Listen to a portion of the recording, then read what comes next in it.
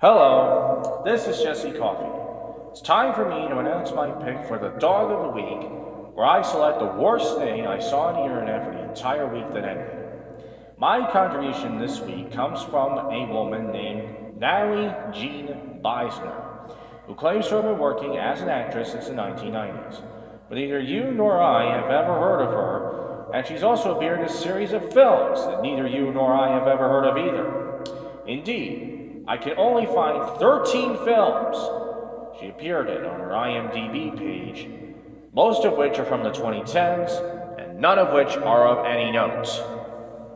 Here, then, comes her first taste of attention. On Monday, she posted a video announcing that she has left the left and the Democratic Party. The announcement is filled with all of the standard cliches of the walk-away movement that are old and tired, even by far-right standards. Inevitably enough, Miss Beisner has acquired one of Elon Musk's $96 a year blue check marks, and her tweet is predictably overlong. I ended up becoming a conservative Christian, which I know is not everyone's walkaway story, and definitely never thought it would be mine. And it didn't happen overnight. It was a slow, gradual process that happened because of two things. When I walked away from the Democrat Party, number one, I became informed and involved with politics for the first time in my life. For the first time in my life, I realized how important not just voting is, but informed voting, how important state and local elections are.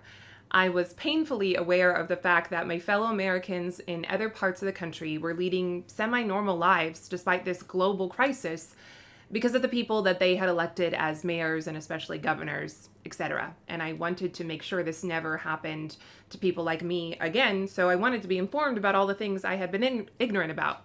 And so because of that, number two, I became, probably for the first time, open to outside voices, to differing opinions. I realized that so much that I had been so sure I was right about, well, I'd been wrong about it. And if that were true, there were probably other things I was wrong about. And sure enough, there were. As it turns out, I agree with the conservative position on most issues. On most issues, the conservative position is reasonable, rational, logical, scientific, moral, ethical. The liberal position is emotional. The conservative position has compassion. The liberal position has faux compassion. I am continually struck to this day, as I study the history that came before me, the history that occurred during my lifetime that I was ignorant of, and the current situation, I'm continually struck by the fact that Democrat policies, time and again, harm the very demographic that they were put in place to help. Women, minorities, the people coming in at the border, even with COVID. Democrats claimed throughout, and they claim still, that they had the only compassionate response to COVID. Yet, how many people were harmed, self included, by that compassion? And somewhere in all that, Christ called me back to him. I was saved and went back to the church after having left it for a long time, became a Christian. And now this is the kind of stuff I talk about online on my pages and sometimes at rallies, and I'm grateful to do it. I'm too busy thinking about and doing many other things to properly debunk everything in the 14-minute video I saw.